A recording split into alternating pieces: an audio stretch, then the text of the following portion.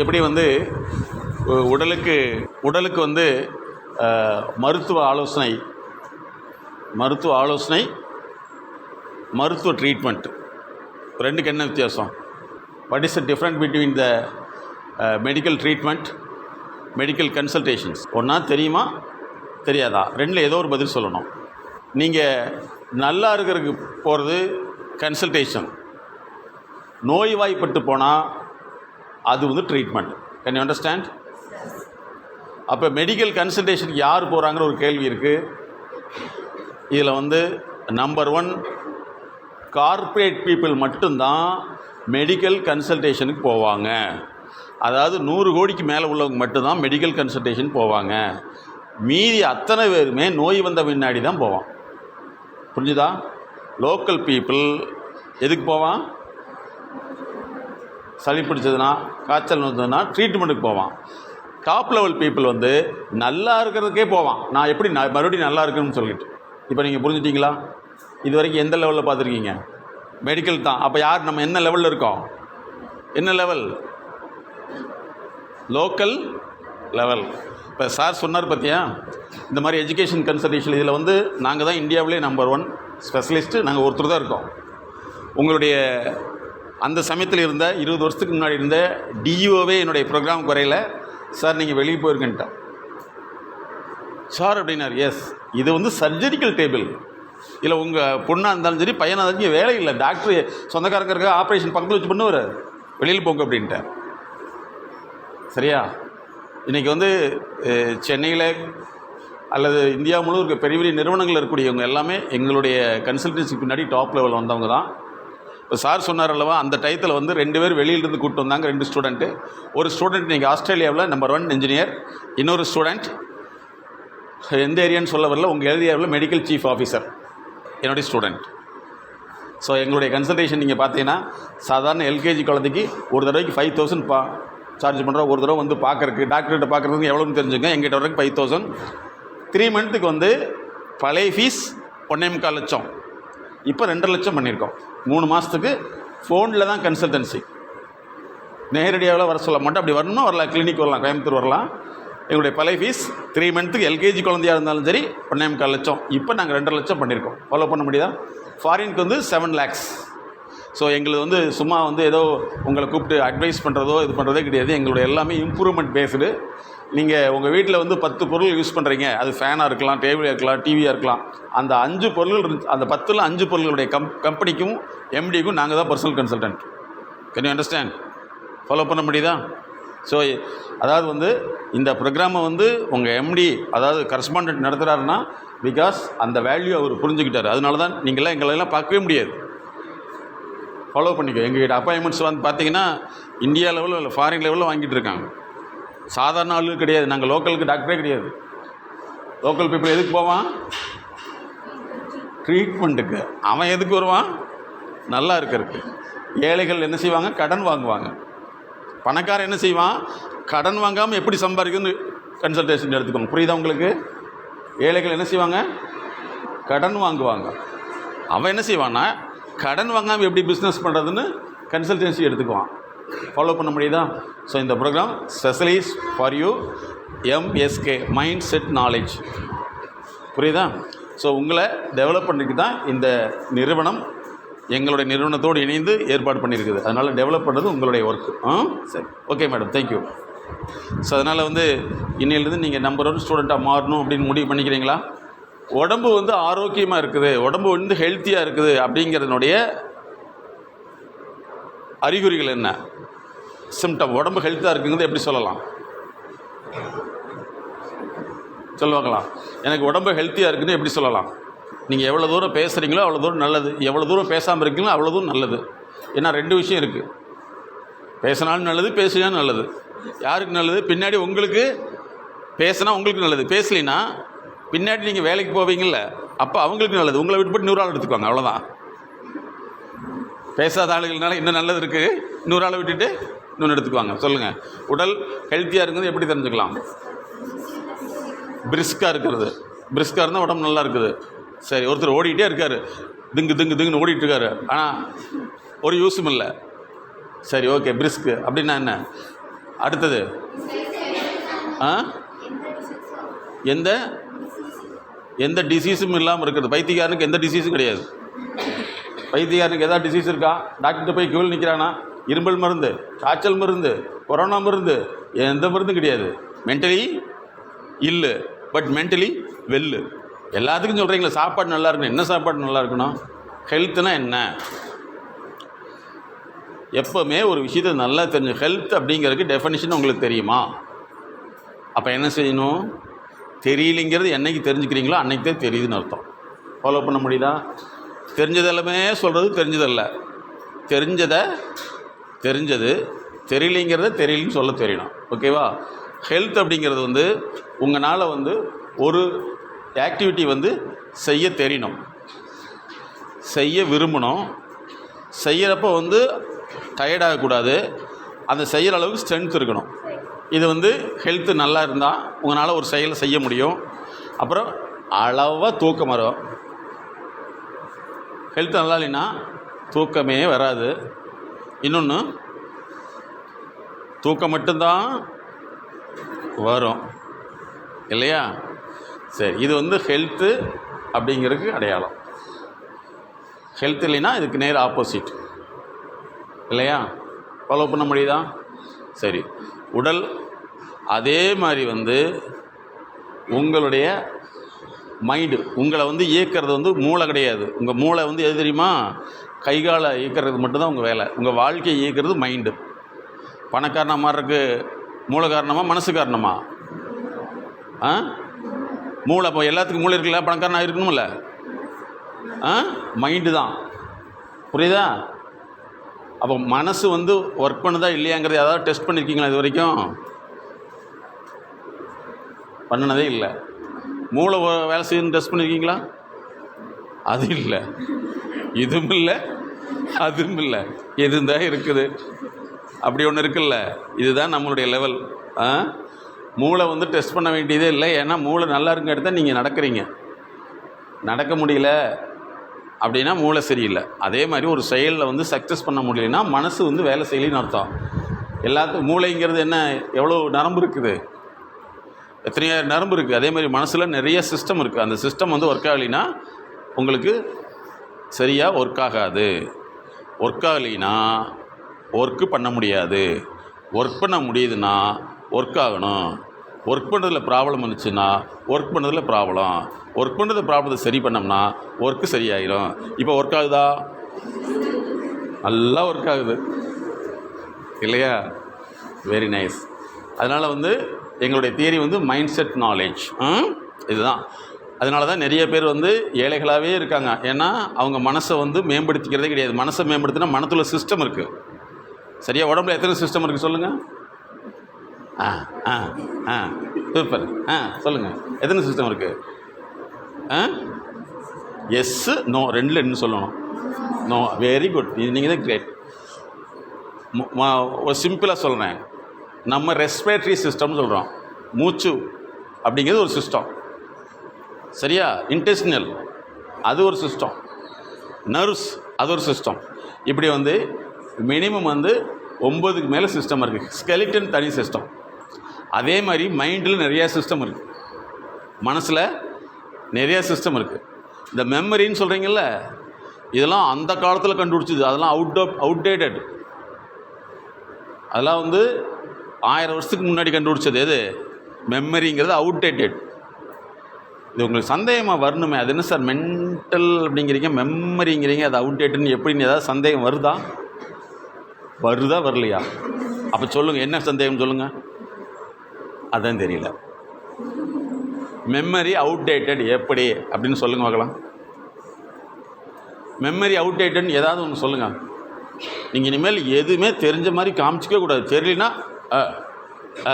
அப்படின்ட்டு அப்படிங்கக்கூடாது. உங்களுக்கு தெரியுமா தெரியாதா? மெமரி அவுட்டேட்டட் தெரியவே தெரியாது. ஆனால் இப்போ நான் சொன்னால் தெரியும்னு சொல்லுங்க பாருங்களேன். பழைய காலத்தில் கம்ப்யூட்டர்னு ஒன்று இருந்து தெரியுமா? கருப்பாக கீழே ஒரு தலகாணி போட்ட மாதிரி வச்சுருப்பு, அதுக்கு மேலே டிவியாட்ட வச்சுருப்பாங்க. அப்புறம் என்ன செஞ்சாங்க, கொஞ்சம் காலம் கழிச்சு தலகாணி தூக்கி சைடில் வச்சுட்டாங்க. என்னது என்னது CPU. அவன் கீழே இருந்தது APUவா? அது CPU தான். அது படுத்திருந்தது. இப்போ என்ன செஞ்சுட்டாங்க?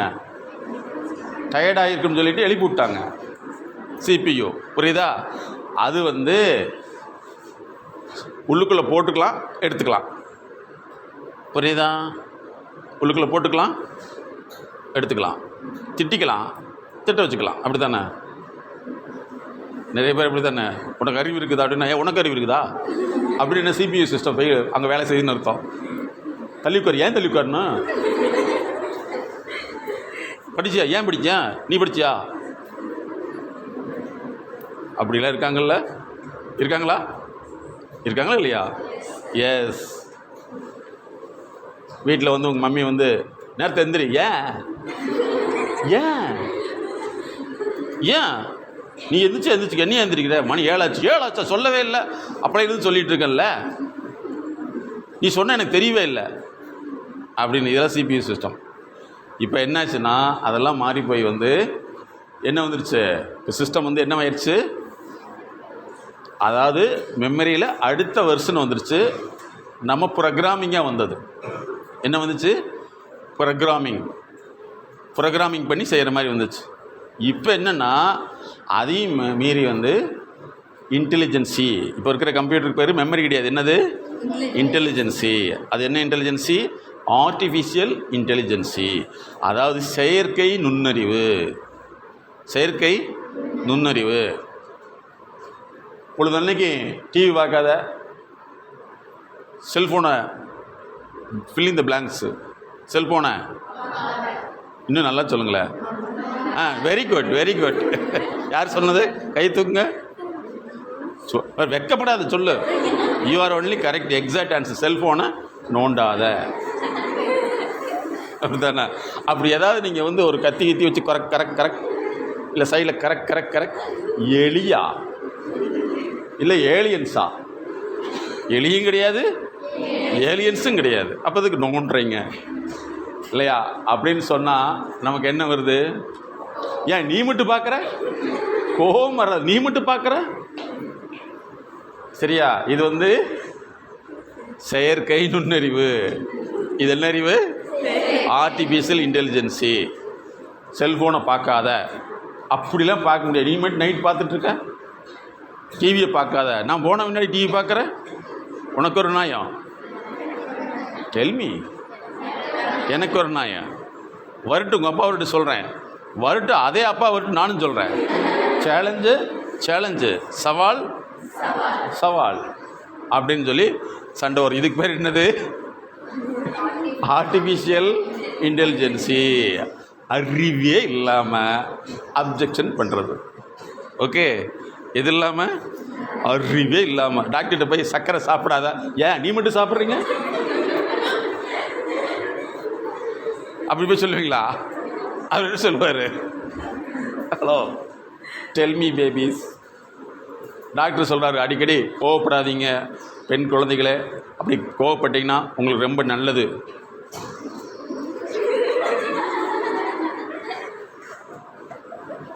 இல்லையா? டாக்டர் இப்படி சொன்னால் எவ்வளோ சந்தோஷப்படுவீங்க?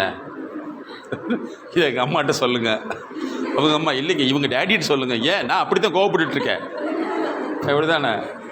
உடனே நீங்கள் வந்து அப்படிங்களா சார், அந்த கோவப்படுறதுனால வரக்கூடிய நன்மைகளை கொஞ்சம் எடுத்து விளக்குமாறு. நான் சொல்கிறது விளக்குமாறு கிடையாது, விளக்குமாறு சொல்கிறேன் அப்படின்னு சொல்லிட்டு. இல்லையா? ஒன்று, நீங்கள் ரொம்ப கோவப்பட்டீங்கன்னா உங்களுக்கு நல்ல குட் நியூஸ், உங்களுக்கு ஆயில் உடம்புல வந்து அதிகமாக ஆகாது, கொலஸ்ட்ரால் வரவே வராது. ஏன்னா எண்ணெய் தேய்க்க வேண்டிய தேவையே இருக்காது. காரணம் ஹெட் அண்ட் ஷோல்டர். தலையில் இருக்கிற முடியெல்லாம் ஷோல்டருக்கு வந்துடும். ஷோல்டர்லேருந்து இப்படி தூக்கி எறிஞ்சிடலாம். ஸோ உங்களுக்கு எண்ணெய் வாங்க வேண்டிய செலவு மிச்சம் அப்படின்னு சொன்னால் எவ்வளோ சந்தோஷமாக இருக்கும்? ஒத்துக்குவீங்களா? நோ சார், என்ன சார் இப்படி சொல்கிறீங்க? கெட்டது சார். கெட்டது கிடையாது, நல்லது. உங்கள் வீட்டில் எண்ணெய்க்கான செலவு பட்ஜெட் குறையுமில்லவா? அப்படி சொன்னால் ஒத்துக்குவீங்களா? சரி. அப்போ இதெல்லாம் இதுக்கு பேர் என்னது? Artificial intelligence. அதனால் நாங்கள் என்ன சொல்லலாம், ஹியூமன் இன்டெலிஜென்சின்னு ஒன்று இருக்குது. சரியா? காலையில் நேரத்துலேயே அலாரம் வச்சு ஃபில்லிங் த பிளாங்க்ஸ் எழுந்திரிக்கணும்னு நினச்சிட்டு அலாரம் அடிக்கிறதுக்கு முன்னாடி ஒரு நிமிஷத்துக்கு எந்திரிச்சு அந்த ஆஃப் பண்ணிவிட்டு அதுக்கப்புறம் வந்து அமைதியாக ஷூ அப்படின்னு அந்த அலாரத்தை பார்த்து சொல்லிவிட்டு, இல்லைன்னா ஜன்னலை திறந்து வெளியே தூக்கி வீசிட்டு அலாரத்தை காணோம் அப்படின்னு சொல்லிட்டு தூங்குறது எவ்வளவு ஆர்டிஃபிஷியல் இன்டெலிஜென்சி. சரியா? அதே மாதிரி தான் மெமரிங்கிறது ஓல்டு வெர்ஷன். இப்போ வந்து என்னது, ஆர்டிஃபிஷியல் இன்டெலிஜென்சி அது வந்து ஓல்டு வெர்ஷன். ஆர்டிஃபிஷியல் இன்டெலிஜென்சி யாருக்குன்னா உங்களுக்கு அல்ல, மிகப்பெரிய தொழிலதிபர்களுக்கு தான் ஆர்டிஃபிஷியல் இன்டெலிஜென்சி. ஏன்னா நீ வேலை நல்லா செய்கிறியா கெட்டதாக செய்யறன்னு பார்க்குறக்கு. ஆனால் உங்களுக்கு என்ன வேணும்னா ஹெச்ஐ, ஹியூமன் இன்டெலிஜென்சி. அதுதான் நாங்கள் பண்ணக்கூடிய மிகப்பெரிய கன்சல்டன்சி. இப்போ உங்கள் வீட்டில் வந்து உங்கள் அண்ணன் தம்பிகளாக இருப்பாங்க. பலர் வந்து வேலைக்கு போயிட்டு இது வரைக்கும் கால் லெட்டர் வரலைன்னு சொல்லி இருக்கிறவங்க இருக்காங்களா? இருக்காங்களா? யார் சொல்ல பார்க்கலாம்? யாராவது இருக்காங்களா? வேலைக்கு காலேஜிலேருந்து போயிட்டு வேலைக்கு பிளேஸ்மெண்ட் ஆகிடுச்சுன்னு சொல்லிட்டாங்க சார், பிளேஸ்மெண்ட் ஆனதாக லெட்ரு வரல சார், இன்னும் வேலைக்கு கூப்பிடவே இல்லைன்னு யாராவது இருக்காங்களா? யாராவது இருக்காங்களா? இருக்காங்களா இல்லையா? இல்லை, இதுவரை கேள்விப்பட்டதே இல்லை. ஓகே, எல்லாத்துக்கும் அப்படி தான் வரும். காலேஜில் போய் சேர்ந்த பின்னாடி ஏன் அப்படின்னா இவனுக்கு அந்த சிஸ்டமே இருக்காது, ஃபாலோ பண்ண முடியுதா? அப்போ என்னன்னு சொன்னால் உங்களுடைய இன்டெலிஜென்சியை அதிகப்படுத்துறதுக்கு தான் எங்களை மாதிரியான ப்ரொஃபஷனல் கன்சல்டன்ட். புரியுதா? நாங்கள் வந்து யாருக்கும் கவுன்சிலிங் பண்ணுறதில்ல. ஐயோ பேபி அப்படியே படி பேபி, நீங்களாக படித்து பாஸ் பண்ணால் உங்களுக்கு நல்லதுங்கிறது கவுன்சிலிங். அதெல்லாம் கிடையாது. ஏன் உன்னால் படிக்க முடியல, எதனால் வந்து உங்களுக்கு வந்து சிலருக்குலாம் வந்து எதை சொன்னாலும் பிடிக்காது. யாராவது ஒன்று சொல்லிட்டா உங்களுக்கு பிடிக்கவே பிடிக்காது, பயங்கரமாக கோவப்படுவாங்க. இன்னும் ஒரு சிலர் அடுத்தவங்கள நக்கல் நையாண்டி விக்கல் எல்லாம் பண்ணுவாங்க. இவங்கள யாராவது பேசிட்டா பிடிக்காது. அந்த மாதிரி பார்த்துருக்கீங்களா? ஆனால் இவங்க என்ன செய்வாங்க, ஊர் உலகத்தையே பேசுவாங்க. ஆனால் இவங்களை பற்றி யாராவது ஒருத்தர் பேசிட்டா கோவப்படுவாங்களா? என்ன செய்வாங்க, இதுக்கு தான் உன்னை கூட சேரக்கூடாதுன்னு அன்றைக்கே என்கிட்ட சொன்னாங்க, நான் சேர்ந்தனில் நீ ஆகவே ஆகாது அப்படின்ட்டுருவாங்க. ஆனால் இவங்க மட்டும் என்ன செய்வாங்க, எல்லாத்தையும் நக்கல் நையாண்டிலாம் பண்ணுவாங்க. சரியா?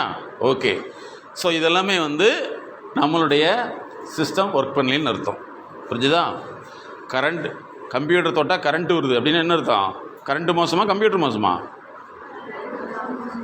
கம்ப்யூட்டர் கரண்ட்டு மோசமா? கரண்ட்டு எங்கே போகணுமோ அங்கே போகாமல் எங்கே போகக்கூடாதோ அங்கே போகுதுன்னு அர்த்தம். சரியா? சரி, இப்போ எப்படி ஹெல்த் வந்து இருந்தால்னா உங்களுக்கு நல்லா செய்ய முடியுமோ அதே மாதிரி உங்களுடைய மைண்டுடைய ஹெல்த் அது நல்லா இருந்தால் தான் உங்களுக்கு படிக்க முடியும், இன்ட்ரெஸ்ட்டாக படிக்க முடியும், அல்லது இன்ட்ரெஸ்ட்டாக நடிக்க முடியும். சிலர் என்ன செய்வீங்க, புக் எடுத்து fill in the blanks, book எடுத்து படிக்கிற மாதிரியே கண்ணை 180 டிகிரியில் ஓப்பன் பண்ணி வச்சுட்டு 90 டிகிரியில் தூங்குறது. சரியா? ஓப்பன் பண்ணிகிட்டே இருப்பாங்க. அப்படியெல்லாம் பார்த்துருக்கீங்களா? Is it true? யா எவ்வளோ எக்ஸ்பீரியன்ஸ் உங்களுக்கு. சரியா? ஸோ இனிமேல் வந்து நம்மளுடைய ஹெல்த்து மாதிரி இன்னொன்று இருக்குது, அதுதான் நம்மளுடைய திறன் ஆரோக்கியம், ஸ்கில்னு சொல்கிறோம். ஸ்கில் ஹெல்த் அது இருந்துச்சுன்னா தான் படிக்க முடியும், ஆர்வம் வரும். ரெண்டாவது, நமக்கு வந்து கண்ணே தெரியலனா கண்ணு தெரியல போலவுமா, கண்ணா ஆஸ்பத்திரியில் போய் சர்ஜரி பண்ணி அல்லது கண்ணாடி போட்டு சரி பண்ணிக்குவோமா? அதே மாதிரி தான் படிக்கல நிறைய பேர் படிக்க முடியலன்னு பொறாமப்படுவாங்க, அல்லது படிக்க முடியலன்னு புலம்பிக்கிட்டு இருப்பாங்க. பொறாமப்படுறது அடுத்தவங்க படித்தா இல்லையா? யாராவது ஃபஸ்ட் மார்க் எடுத்தால் ஒரு சிலருக்கு வந்து அல்சர் வரும். யா எஸ் இல்லையா? ஒரு சிலருக்கு வந்து படிக்க முடியலன்னு அழுவாங்க. ஸோ இதெல்லாம் நம்ம வந்து எப்படி ஸ்பெஷலிஸ்ட்டை பார்த்து மாற்றுறோமோ அந்த மாதிரி மாற்றிக்கலாம். ஓகேவா? மேடம் வந்து பொதுவாக வந்து பெண் குழந்தைகளுக்கு இந்த படிப்பு சம்மந்தப்பட்ட பிரச்சனைகள் எப்படி இருக்குது, எப்படி வந்து நம்ம ஹெல்த் நல்லா இருந்துச்சுன்னா ஒரு வேலையை செய்ய முடியும், அதே மாதிரி நம்மளுடைய ஸ்கில் ஹெல்த் திறன் நலம் இருந்ததுன்னா நிறைய வேலைகள் செய்ய முடியும். சிலர் வந்து யார்கிட்டுமே பேசுறதுக்கு பிடிக்காது. ஒரு சிலருக்கு வந்து யாரை பார்த்தாலும் பேசுகிறது மட்டுமே ஃபில்லிங் த பிளாங்க்ஸ் பிடிக்கும் இல்லையா? ஒரு சிலர் அவங்க மட்டும் வந்து பேசுனா நம்ம பேசணும், நம்ம பேசுகிறப்ப அவங்க இதெல்லாம் நீங்கள் அனுபவப்பட்டிருக்கீங்களா? Are you experienced? Yeah, very nice girls, I like very much. நீங்கள் உண்மையிலே சின்ன குழந்தைக்குள்ளேயே இவ்வளோ பெரிய அனுபவம். சரி, அதை பற்றி மேடம் டிஸ்கஸ் பண்ணுவாங்க. எதெல்லாம் உங்களுக்கு வந்து ஸ்கில் ப்ராப்ளம் இருந்ததுன்னா உங்களுக்கு என்னென்னலாம் தோணும். சிலருக்கு வந்து எழுத பிடிக்காது. எத்தனை பேருக்கு கை தூக்குங்க. எழுதவே பிடிக்காது. Very nice, good. சிலருக்கு எழுதவே பிடிக்காது. சிலருக்கு எழுதுறத பார்த்தா பிடிக்காது. இல்லை, சிலருக்கு எழுத பார்த்தா பிடிக்காது. சிலருக்கு அந்த எழுத பிடிக்காதுங்கிறது வந்து டைகிராஃபியான்னு சொல்லுவோம். அது வந்துருச்சுன்னா எழுதுறதுக்கே பிடிக்காது. எழுத்து கருமச்சா எக்ஸாம் எதுக்கு தான் எக்ஸாமில் வச்சாங்களோ அப்படின்னு சிலருக்கு தோணும். சரியா? ஆனால் இவங்களுக்கு வந்து டாக்டர் வந்து எழுதுகிறப்ப நீட்டாக எழுதி கொடுக்கணுமாம்மா. ஹலோ, இது சாத்தியமா? சாத்தியமாக கிடையாது.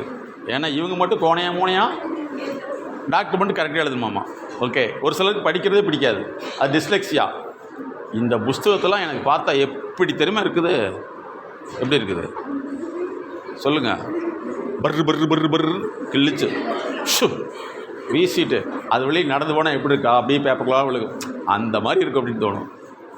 ஒரு சிலருக்கு வந்து மேக்ஸ் கண்டாவே உயிர் இல்லையா? சிலருக்கு மேக்ஸ் கண்டாவே உயிர் எடுக்கிற மாதிரியே இருக்கும். கை தூக்குங்க. எத்தனை பேர்த்துக்கு மேக்ஸ் கண்டாவே? Okay, good. சரியா? இது வந்து நியூமெரிக்கல் ஸ்கில்லில் வந்து ப்ராப்ளம் இருந்துச்சுன்னா உங்களுக்கு மேக்ஸ் பிடிக்காது. நியூமெரிக்கல் ஸ்கில் நல்லா இருந்துச்சுன்னா நல்லா ஒரு மாதிரி இருக்கும். ஒரு சிலருக்கு வந்து லாங்குவேஜ்னால் பிடிக்கும், இங்கிலீஷ்னால் பிடிக்கும். ஒரு சிலருக்கு இங்கிலீஷ்னா, ஒரு சிலர் வந்து கிளாஸில் உட்காரதே பிடிக்காது, எப்போ பார்த்தாலும் திங்கு திங்குன்னு ஆடிக்கிட்டே இருக்கணும். இன்னும் ஒரு சிலருக்கு வந்து கிளாஸில் உட்காந்துட்டா எழுந்திரிக்கவே கூடாது, அப்படி இருப்பாங்க இல்லையா? இன்னும் ஒரு சிலருக்கு எக்ஸாமுக்கு முன்னாடி ஃபீவர், அப்புறம் என்ன வரும்? தலைவலி, அப்புறம் ஸ்டொமக் பெயின், என்னது வாமிட்டிங். ஓ, அடுத்து hand pain. Yeah, head pain நான் கேள்விப்பட்டிருக்கேன். நான் only got the result which is called hand pain. Okay, அடுத்தது என்னது? கோல்டு, காஃபி மாதிரி கோல்டு. அடுத்தது தலை சுற்றல். அடுத்தது இது பாருங்கள், கிட்டத்தட்ட ஏறக்குறைய கொரோனா சிம்டமாகவே வந்துருச்சு. எக்ஸாம் சொல்லிட்டா தலை சுற்றல், குமட்டல், வாந்தி, கைவலி இவை போன்றவர்களுக்கு சிறந்த மருத்துவம் பார்க்க அப்படின்னு சொன்னால் உடனே ஓடிப்பீங்களா இருக்குது இல்லையா? Very good. ஒரு சிலர் வந்து எக்ஸாமுக்கு நாளைக்கு எக்ஸாம்னா இன்றைக்கி தான் உட்காந்து புக்கை வந்து தட்டி விட்டு மெதுவாக திறந்து புதுசாக இருக்குது, இதெல்லாம் நடத்தவே இல்லையே இல்லையா? அப்படிலாம் தோணுமில்ல? எக்ஸாம் முன்னாடி உட்காந்து படின்னு படிக்கிறது அவங்க அப்பா அம்மாலாம் பார்த்துக்குவாங்க. ஐயோ, அந்த பொண்ணு எப்படி படிக்குது. அப்போ மார்க் வரலைன்னா நான் நல்லா தான் படித்தேன், நேற்று எல்லாம் பார்த்தீங்களா? ஆமாம் ஆமாம் ஆமாம். இந்த மார்க் போடலைங்கிறதுக்கு நான் பொறுப்பு கிடையாது. இதெல்லாம் யார்? It is a fault of teachers இல்லையா? எப்படியெல்லாம் கம்ப்ளைண்ட்டு. சரி, இந்த மாதிரிலாம் என்னென்ன நம்முடைய ஸ்கில்லில் வரக்கூடிய பிரச்சனைகள் வந்து எப்படியெல்லாம் நோயாக கன்வெர்ட் ஆகுது, எப்படிலாம் திறனை இல்லைங்கிறதுக்கு நம்ம மறைக்கிறோம். பணம் ஏன் சம்பாதிக்க முடியல? கடவுள் கொடுக்கல. நிறைய பேர் சொல்கிறாங்கல்ல, ஏப்போ சம்பாதிக்க முடியல? யாராவது திறமை இல்லைன்னு சொல்கிறாங்களா? ஏப்பா மார்க் வரல? அது அவன் கொடுக்கறதுங்க சொல்கிறாங்களா? திறமை இல்லை, திறன் பிரச்சனைகள் தான் நோயை உருவாக்கும். அதை பற்றி மேடம் சொல்லுவாங்க. Okay. Good morning, students. Good morning, ma'am. இன்னைக்கு சார் வந்து நிறைய சொல்லியிருக்காரு. அதாவது எங்களோட தியரி வந்து மைண்ட் செட் நாலேஜ் தியரி. ஏன் மைண்ட் செட் நாலேஜ்னு சொல்றோம்னா, மனம் பதிவுச்சால் அதுதான் மைண்ட் செட். உங்கள் மனசில் என்ன பதிவாக இருக்கோ அதன் அடிப்படையில் தான் உங்கள் மனசு ஜாலியாக இருக்குன்னு சொல்லுங்க. அதுக்கு என்னென்ன பதிவு வச்சுருக்கோம்? டிவி பார்க்குறது, ஃபோன் பார்க்குறது, சினிமா பார்க்குறது, இதெல்லாம் ஜாலியாக இருக்கு. அப்போ என்ன ஒரு மனசில் ஜாலியாக மட்டும்தான் இருக்க தோணும். அப்போது நம்ம மனசில் வந்து என்ன பதிய வைக்கிறோமோ அதுதான் உங்களை இயக்கும். அப்போ உங்களை இயக்கிறது மூளையா உங்களோட மனசா? அந்த மனசை வந்து நம்ம எப்படி தெளிவடைய செய்யணும், எப்படி பதிய வைக்கணும், என்னென்ன உள்ளே போடணுமோ அதை போட்டால் மட்டும்தான் நம்ம மனசு கேட்கும், மூளை வேலை செய்ய சொல்லும், கை வேலை செய்யும். அப்போ மனசுக்குள்ளே நமக்கு தேவையற்ற தகவல் நினைத்து வச்சிருக்கோம். அதன் அடிப்படையில் பார்த்தா உங்களுக்கு கல்வி சார்ந்த பிரச்சனைகளை ஃபஸ்ட்டு அட்டாக் பண்ணும். எப்படி ஒரு ஏன் வந்து காட்டாக்குறதுன்னு சொல்கிறாங்க, எனக்கு தெரியுமா காட்டாக்கு ஏன் வருதுன்னா, ஏன் ப்ரெஷர் அவங்க போட்டு யாரும் அப்படின்னா செய்தி காப்பாற்றுற மாதிரி வாழ்க்கை சிக்கல்தான் மனசுக்கு வந்து தாக்கத்து கொடுக்கிறது. அதை சமாளிக்கக்கூடிய தேவையும் இல்லாத அழுத்தப்படுது. அந்த அழுத்தம் தான் என்னாகுது, காற்று பிரச்சனையாக மாறுது. அதே மாதிரி உங்கள் மனசுக்குள்ள நீங்கள் என்னென்ன தகவலை போட்டு நினைச்சி வச்சுக்கீங்க, உங்களுக்கு வேணுங்கிற நல்ல தகவலை போட்டால் என்ன ஆகும், ரொம்ப ரிஜெக்ட் ஆகி வெளியில் வரும். அப்போ நம்ம இனிமேல் என்ன செய்யணும், என்ன தகவல் உள்ள போடணுமோ அதுதான் உங்களுக்கு கேட்கும். அப்போ நம்ம யாரு கூட இருக்கிறோம், நம்மளோட தகவலுக்கு எதெல்லாம் தடையாக இருக்குது, நம்மளோட படிப்பு உள்ளே போகாது நமக்கு எதெல்லாம் தடையாக இருக்குது சொல்லுவாங்க.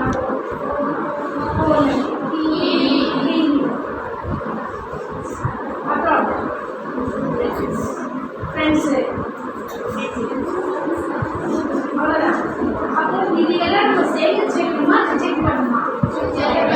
ரிஜெக்ட் பண்ணணும். இப்போ உதாரணத்துக்கு சொல்கிறேன், நீங்கள் படிக்கணும் உட்கார்றப்ப உங்களுக்கு எந்த சிந்தனை அதிகமாக வரும், எது உங்களை வந்து டிஸ்டர்ப் பண்ணுது? படிக்கலாம் வீட்டில் எடுத்து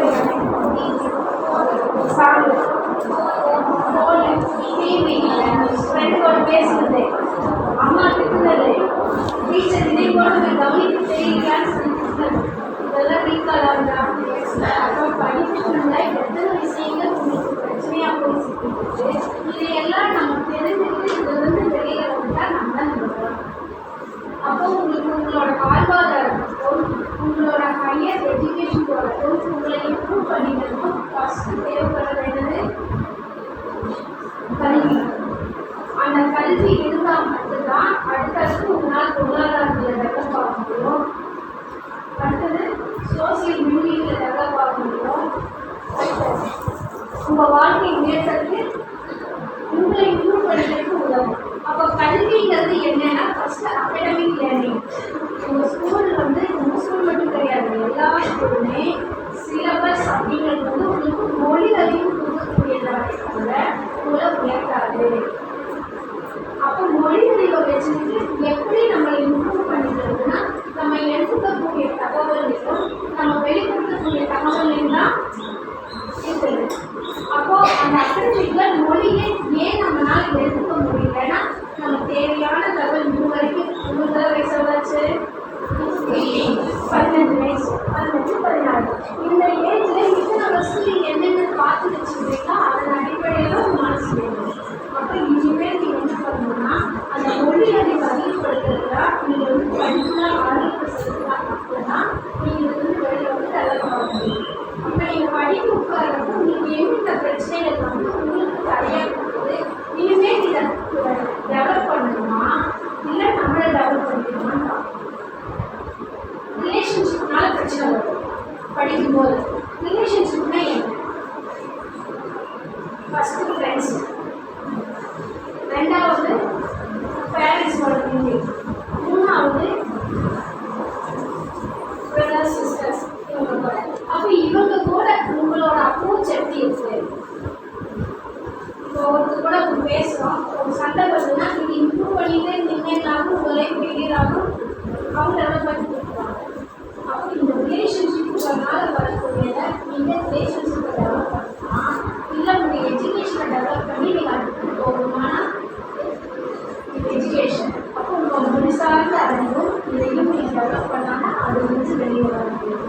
அடுத்தது பார்த்தீங்கன்னா எல்லாரும் டிப்ரெஷன் சொல்லிட்டே இருக்கிறாங்க. டிப்ரெஷன் தான் என்ன?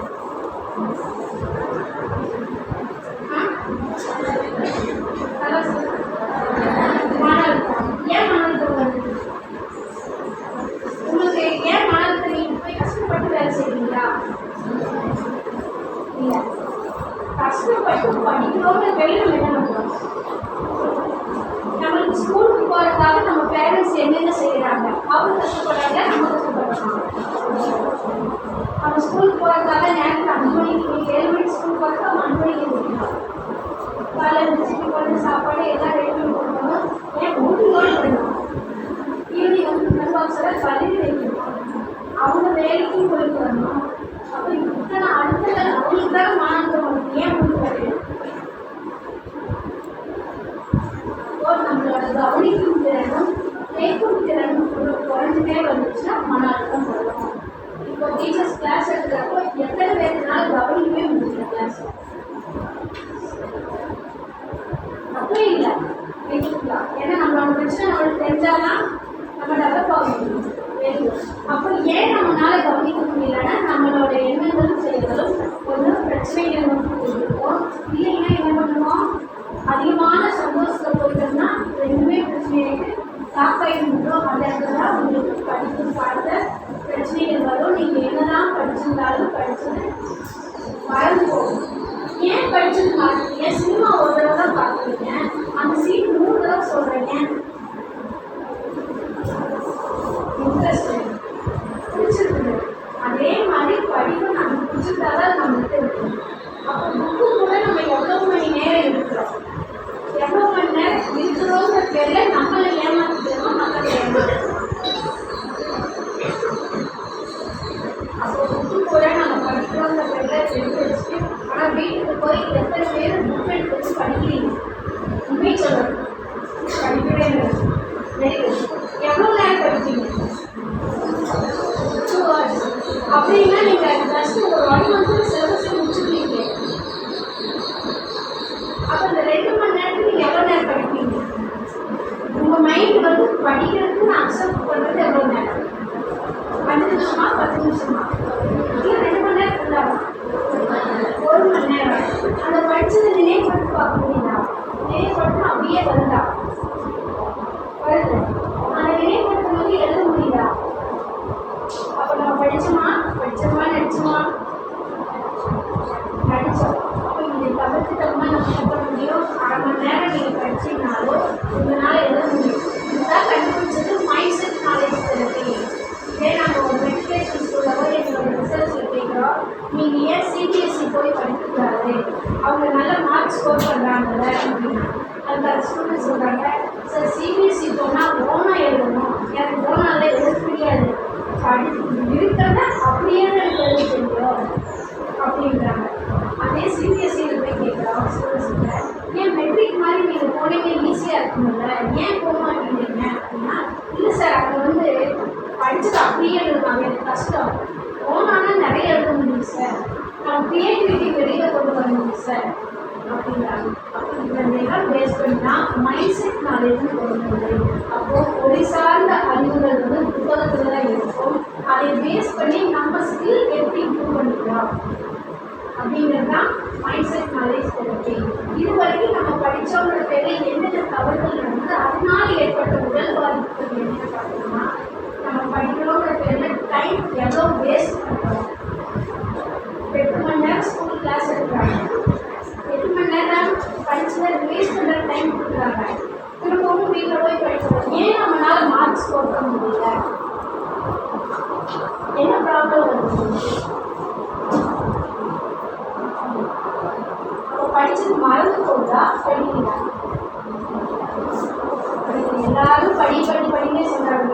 அம்மா படிக்கிறாங்க, நேஷனுக்கு போனால் ட்ரெஸ்ஸு படிக்கிறாங்க, ஃப்ரெண்ட்ஸோட அம்மா பார்த்தா படிக்கிறாங்க, ஸ்கூலுக்கு வந்தால் படிக்கிறாங்க, பஸ்ஸில் இருந்தால் நல்லா படிக்கிறவங்க கேட்குறாங்க. அவரை மட்டும் படினே சொல்கிறாங்க. எப்படி படிக்கிறதுன்னு தெரியல. அப்படிதானே? இனிமேல் எப்படி படிக்கணும்னு நீங்கள் தெரிஞ்சுக்கிட்டீங்கன்னா உங்களுக்கு டைம் சேவ் ஆகும். நீங்கள் அந்த டைம் சேவ் பண்ணிங்கன்னா உங்களுக்கு உடல் மனம் ஆரோக்கியமாக இருக்க முடியும். நீங்கள் தான் நம்ம ஒன்றா வர முடியும். இது வந்து ஃபஸ்ட்டு இப்போ வந்துட்டு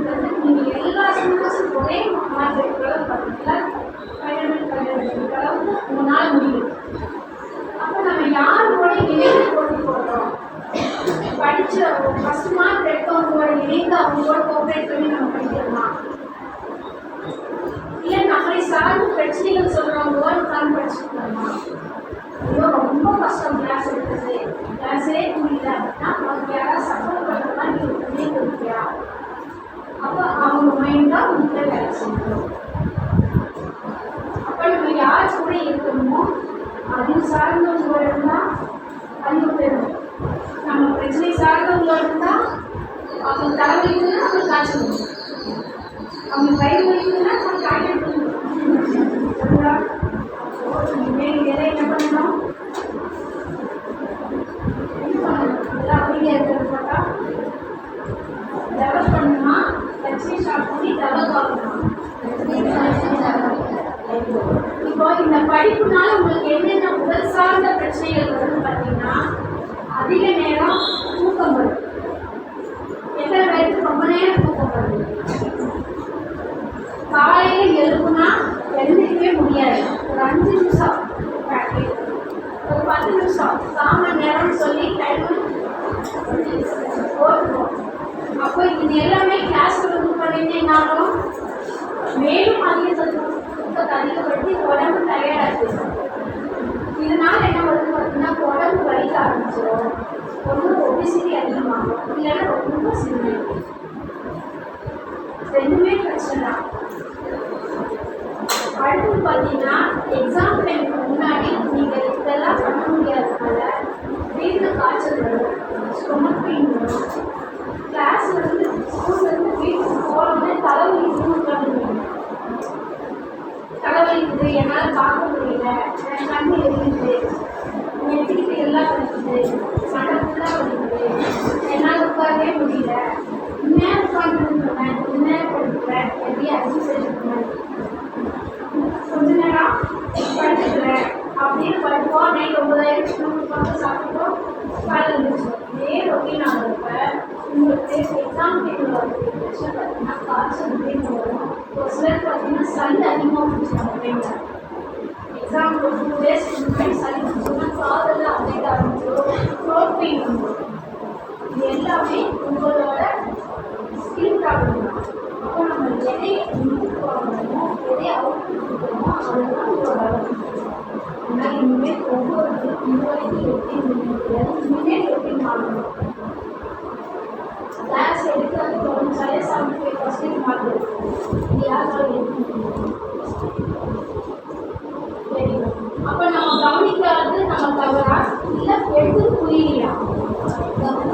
கவனிக்க முடியல. இனிமேல் ஷார்ப்பாக பாருங்க வச்சுக்கோங்க டீச்சர்ஸ் கிளாஸ் எடுக்கணும். அப்போ நீங்கள் ஃபுல் மார்க்ஸ் ஸ்கோர் பண்ணும்போது ஒவ்வொருத்தருமே மார்க் எடுக்கணும். அந்த ஒவ்வொரு சப்ஜெக்ட்டுமே உங்களுக்கு உள்வாங்க. இதுதான் உங்களை வளர்ச்சி, இதுதான் உங்கள் ஃபேமிலி ரன் பண்ணுறது. உங்கள் பேரண்ட் வந்து எந்த ஸ்கூலுக்கு அனுப்புனாங்க, உங்களோட ஃபேமிலி சுச்சுவேஷன் என்ன, உங்கள் ரிலேஷன்ஸ் எல்லாம் உங்களை எப்படி பார்க்குறாங்க. நீ படிக்கவே மாட்டேன், ஜாலியாகவே இருக்க, இந்த பிள்ளைலாம் படிக்க போகுதான்னு சொல்லியிருப்பாங்க, என்ன பேரண்ட்ஸ் சொல்லியிருப்பாங்க, இப்போ ரிலேஷன் சொல்லியிருப்பாங்க. உங்களோட தந்தைக்கு இந்த ஸ்கூல்லாம் தேவையா, இந்த மாதிரி படிக்கலாம் தேவையான இத்தனை உங்கள் பேரண்ட்ஸ் தெரிஞ்சு சொல்லியிருப்பாங்க.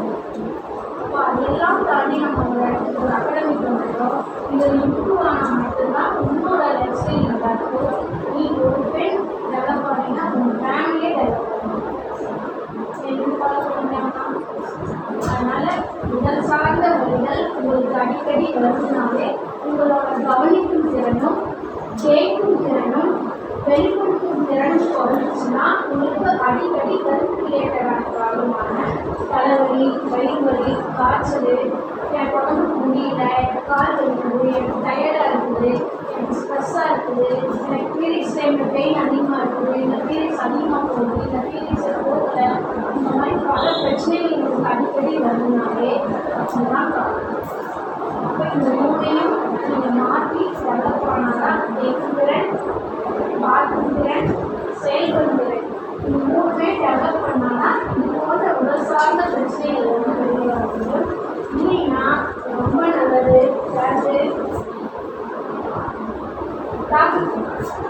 ஏன்னா ஒரு தடவை ஒரு பேஷண்ட் வந்துட்டாங்கன்னா லைட்டாக நான் பண்ணுறான் அவன் மட்டும் கிளாஸ் நல்லா டெவலப் பண்ணுவான். மாற்றிக்கலாம்.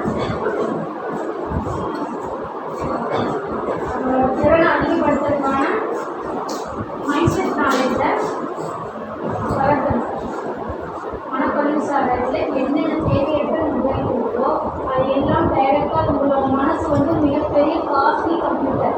ஒவ்வொருத்தரோட மனசுமே ஒவ்வொருத்தருக்கும் காஸ்ட்லி கம்ப்யூட்டர்.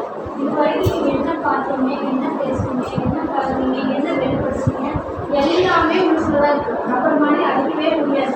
வேண்டாம் அடிச்சிடுறேன், இல்லை டெலிட் பண்ணிடுறேன், சிஸ்டத்தை டெலிட் பண்ணுற மாதிரி, மொபைலை டெலிட் பண்ணுற மாதிரி உங்கள் மனசுக்குள்ள போகிற தகவலை டெலிட் பண்ணவே முடியாது.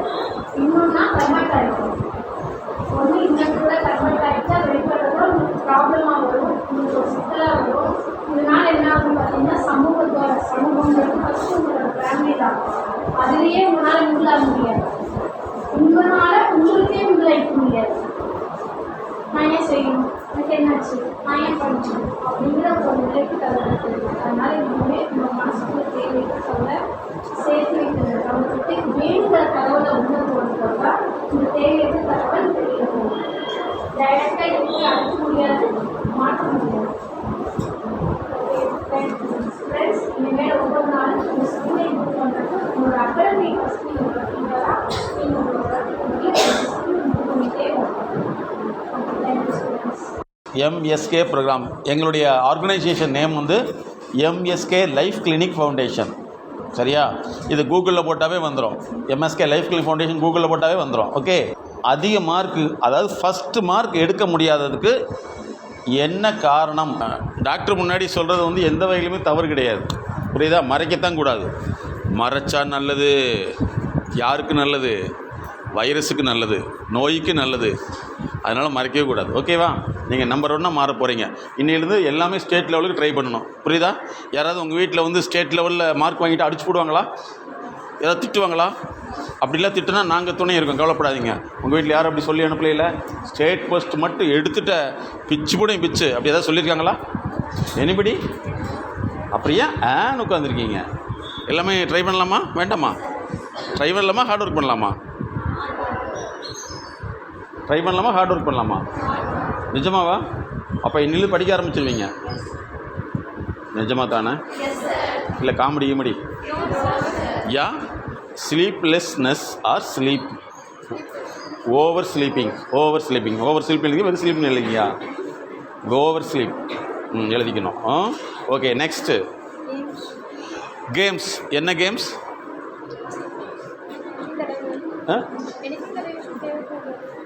டாக்டர் போய் ஏதாவது சாப்பிட்டா உடம்பு சரியில்லைன்னு சொல்ல முடியாதுல்ல, என்ன பண்ணுவேன்? த்ரோபால் விளையாடுவோம். ஓகே. அடுத்தது டென்ஷன். என்ன டென்ஷன்? படிக்கலேங்கிறது டென்ஷன், கேம் விளையாடுறதுல பென்ஷன். ஓகே. அடுத்தது ஃப்ரெண்ட்ஸோட டைம் என்ன பண்ணுவீங்க? ஓகே. அடுத்தது யோசிச்சுட்டு இருப்பீங்க. நடந்தது யோசிச்சுட்டு இருக்கிறது. பாருங்கள், நீங்கள் நிறைய பேருக்கு இது ஒரு இஷ்யூஸ் இருக்குது. காலையில் ஸ்கூலில் வந்ததுலேருந்து ஊர் போகிறதுக்கு யார் என்ன பேசுனாங்க அப்படிங்கிறது யோசிச்சுட்டு இருக்கிறது. ஓகே. Next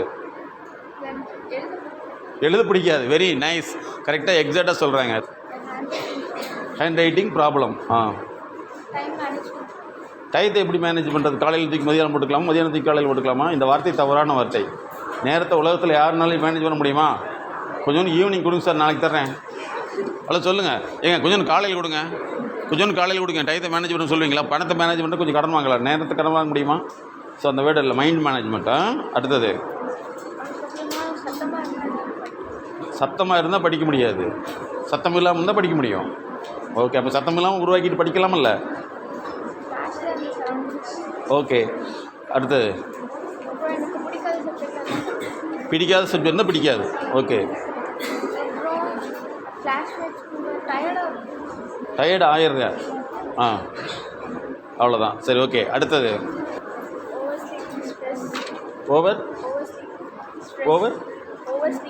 over sleeping.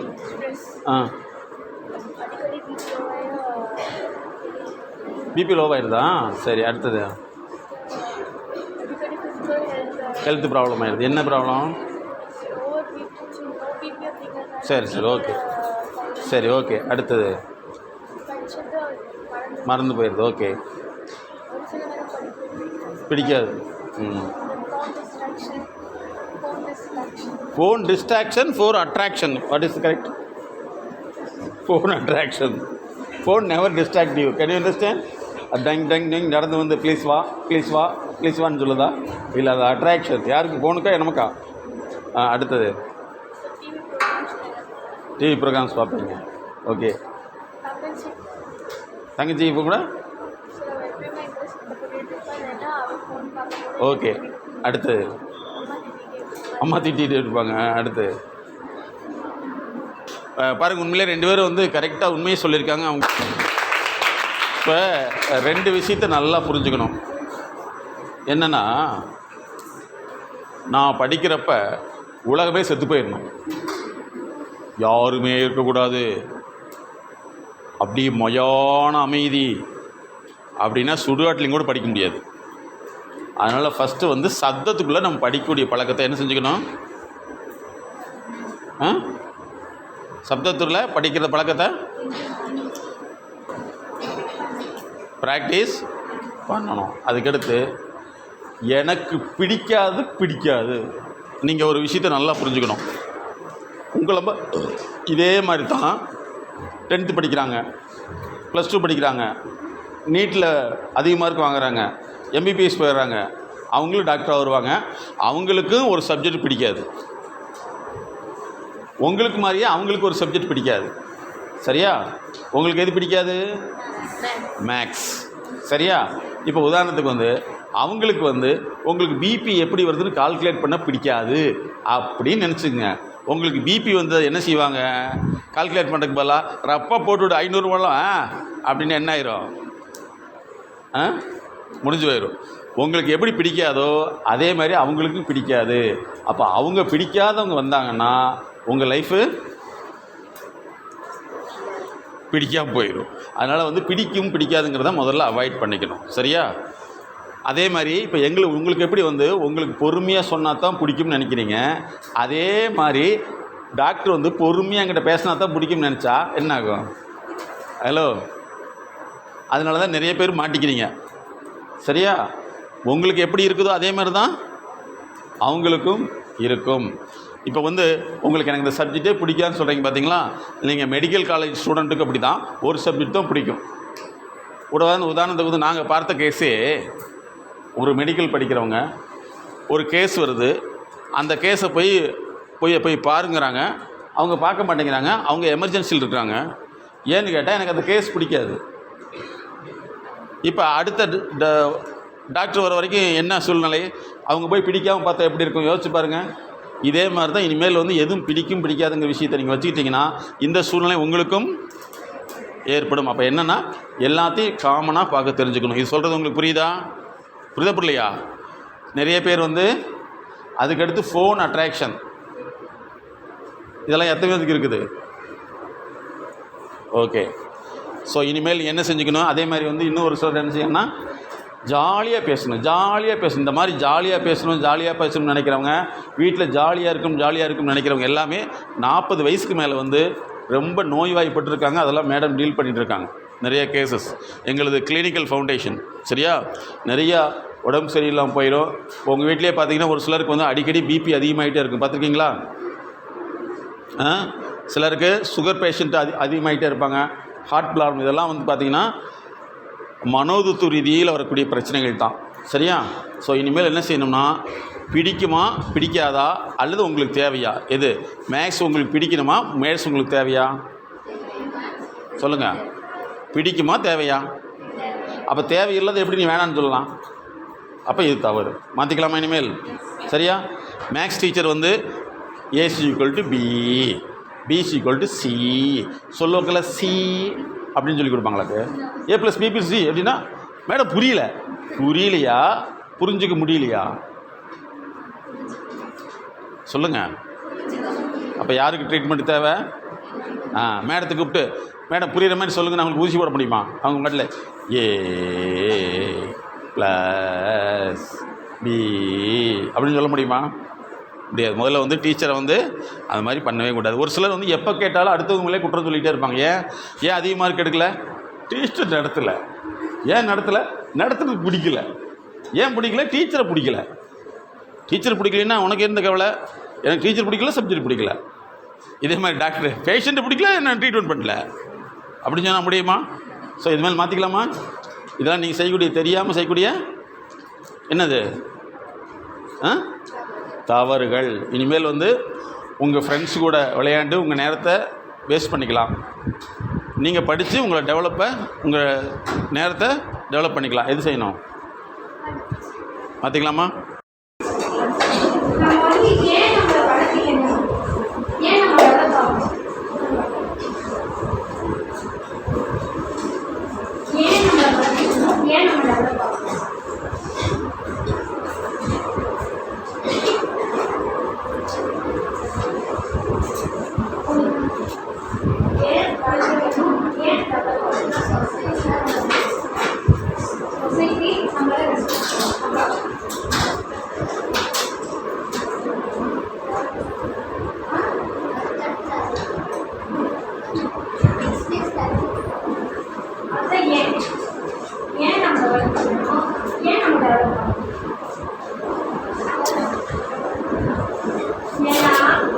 இந்த சமூகத்துல அந்தஸ்துகளுக்கு தான் ஒவ்வொரு மனித இனமும் செயல்படும். அதாவது நல்ல காய்கறியோ நல்ல மாடுன்னு சந்தையில விலைக்கு போகும், மற்றதெல்லாம் என்ன போகும்? குறைக்கு போகும்.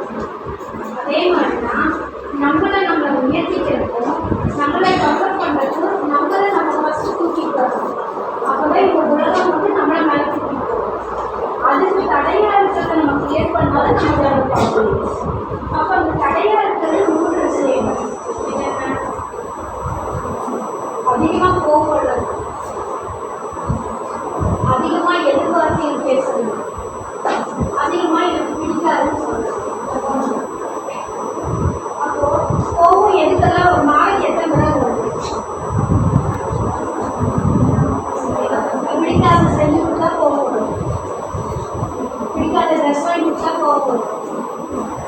அவங்க கால்குலேட் பண்ணால் காலேஜ் வந்து நைட் பண்ணுறதுக்குள்ள ஒரு 15,000 கோவம் வரும். அப்புறம் இந்த கோவங்கள்லாம் உங்களை கீழே கொண்டு போயிட்டு உங்களோட செயலை தடைபடும். அப்புறம் அதிகமாக எதெல்லாம் பிடிக்காதுன்னு நம்ம சொல்லிகிட்டே இருக்கிறோமோ இந்த உலகம் உங்களை ரிஜெக்ட் பண்ணிட்டு போயிட்டே இருக்கும். ஏன்னா இயற்கையின் விதிப்படி தேடும் பொருளும் தேடுபவரை தேடும். நம்ம எதை தேடுறோம் அதுதான் நம்ம தேடுவோம். அப்போ நம்ம தேடக்கூடியது வந்து நல்ல விஷயங்கள், நல்ல எண்ணங்கள், நல்ல செயல்கள் உருவாக்குறதுக்கான தேடுதல் கொடுத்தோம்னா அதை ஏற்றுக்கொள்ளும். நம்ம தேவையற்ற தகவலை ஏற்றுக்கொண்டோம்னா அதுதான் நம்ம தேடுவோம். அடுத்தது என்ன சொன்னேன்? பிடிக்காது. நம்ம எதெல்லாம் பிடிக்காதுன்னு ரிஜெக்ட் பண்ணுறோமோ அதே மாதிரி உலகம் நம்மளை பிடிக்காதுன்னு ரிஜெக்ட் பண்ணிட்டே தான் போகும். அதோட வெளிப்பாடு தான் இப்போ தமிழ்நாட்டில் அதிகமாக இருக்க முடியாது நாட்டு மீன்ஸ் A to Z, மளிகை கடையிலேருந்து பெட்டி கடையிலேருந்து ஹாஸ்பிட்டல் வரைக்கும் அவங்க இருக்காங்க. நம்ம மக்கள் என்ன பண்ணுறாங்க?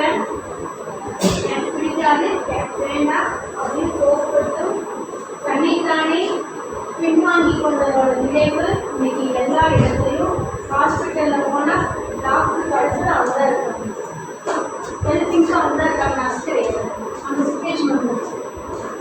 அப்போ அவங்க கூடிய படிப்பறிவே இல்லாத அவங்களுக்கு நம்ம ட்ரீட் பண்ணுறது எப்படி இருக்கும்?